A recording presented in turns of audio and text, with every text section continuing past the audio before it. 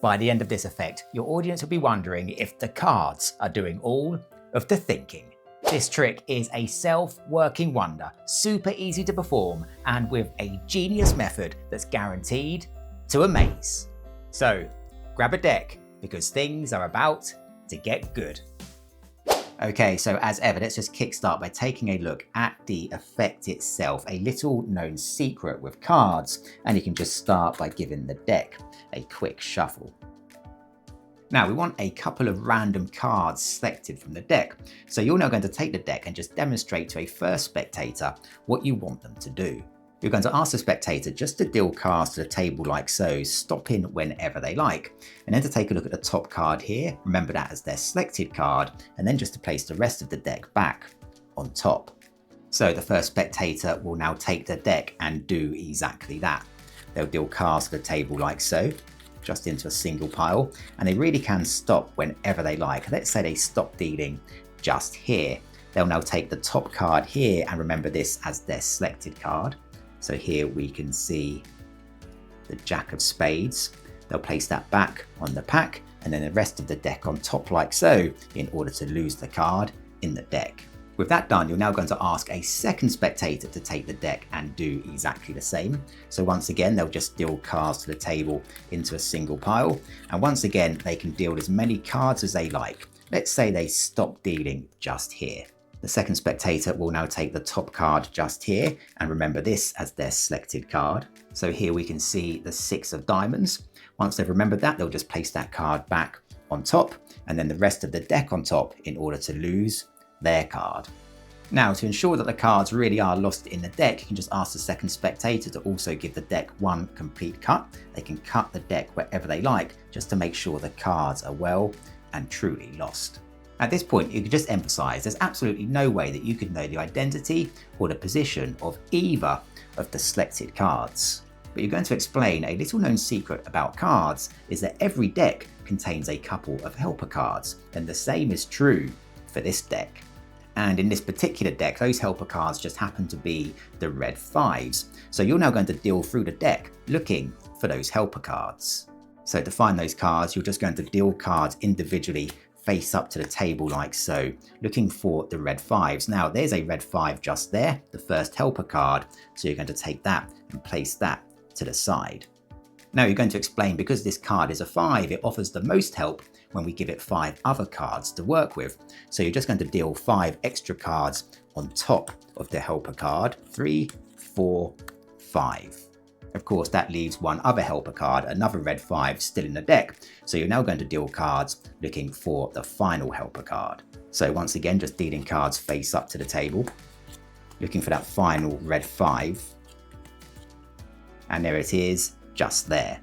You'll now take this red 5 and place it on the table to the side. And once again, you'd explain because it's a 5, we need to give it 5 other cards to work with. So once again, just dealing 5 cards on top. 1, 2, 3, 4, 5. And with that done, you can just take the rest of the cards and place these to the side. You're now going to ask the spectators just to gather up the cards. So the first spectator will gather up the cards just here into a neat pile, and the second spectator will gather up the cards just here. You're now going to explain that with the helper cards at the bottom of each pile, these cards are so clever that they can help even in the most confusing of situations. With that said, you're now going to ask the first spectator to take their cards just here and give them a mix. And in order to do that, you're going to ask them to deal 1 card to the table and then 1 card underneath to the bottom of the pack, and to continue this until they just have 1 card remaining. So the first spectator will just deal a card to the table and 1 underneath like so, and just repeat this for all of the cards, dealing and mixing as they go until they have just 1 single card remaining. And they'll place this card to the side on the table. The second spectator will now do the same and mix up their cards, dealing 1 to the table and 1 to the bottom of the pack, mixing and dealing as they go, and continuing this for all of the cards until they have just 1 single card remaining. And they'll place this card on the table to the side. At this point, you can just quickly recap what's happened. 2 spectators have each selected a random card from a random number of dealt cards. There's absolutely no way that you could have known how many cards they'd deal or which cards they'd select. Those cards were then lost in the deck, and with the help of a couple of helper cards, some extra cards were removed. Those cards were then mixed by the spectators themselves, which have led to just 2 single cards, which are now on the table right here. For the very first time, you can now ask the first spectator to name their selected card. Of course, in this instance, it was the Jack of Spades. And now you can reveal that this card here, found with the helper card, is indeed the Jack of Spades. And now you can reveal that wasn't just a fluke, because now you can ask the second spectator for the first time to name their selected card. Of course, in this instance, it was the 6 of Diamonds. And now you can reveal this card here, found by the second helper card, is indeed the 6 of Diamonds. A super clever discovery that's also super easy to perform. So stick around, because now I will show you exactly how it works. Okay, so let's take a look at the secret to this effect. Now, to start with, you just need to take a couple of 5s from the deck. You can use any 5s. Here you can see I'm using the red 5s. You're then going to position the 5s so that one of them is second from the top of the deck and one of them is 5th from the top of the deck. Now, to start, if you like, you can just give the deck a full shuffle or cuts of your choice, just to make it look as though the cards are mixed. In the demonstration, I performed a simple overhand shuffle, and here's how that works. You just draw off a portion of cards from the top of the deck, covering your prepared 5s, and the rest of the deck just comes down in front. Keeping the pack separate, you then just continue to shuffle off cards from the larger pack until you're left with just the smaller pack, which goes back on top of the deck. You'll now demonstrate to the spectator how you want them to deal cards to the table in order to select a card. And to do this, you're going to deal 3 cards to the table. You'll then just take the rest of the deck and place this on top of the 3 cards. The first spectator will now do the same, dealing cards to the table. Now, for this to work, they need to deal at least 6 cards. So if they don't deal enough, just ask them to deal some more, so it's not too easy. So they'll deal cards as follows. And they can stop whenever they like. Let's say they stop just here. Ask them to take a look at the top card here, and remember this is their selected card. So here we can see the 3 of Spades. Ask them to place that card back on top of the dealt cards, and then the rest of the deck on top in order to lose their card. Ask a second spectator to now take the deck and do the same. Now, for the second spectator, there's no minimum number of cards. They can deal any number. Let's say they stop dealing just here. Ask them now to take a look at the top card, and remember this is their selection. So here we can see the 2 of Diamonds. They'll then place that card back on top of the dealt cards, and then the rest of the deck on top, like so.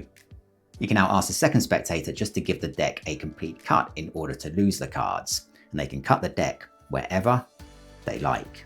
You're now going to take the deck and deal cards face up to the table in order to find your red 5s. So just dealing cards like so. Now when you come to your first helper card, the first red 5, you're just going to take this card and place it to the side. And on top of that card, you're now going to deal 5 extra face down cards. 1, 2, 3, 4, 5. You'll now continue to deal cards face up, looking for the second red 5. You'll now take that card, place it to the side, and deal 5 extra face up cards.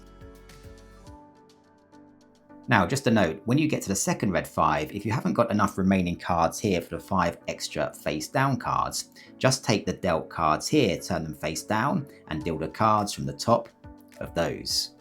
You can now take all of the remaining cards and place these to the side.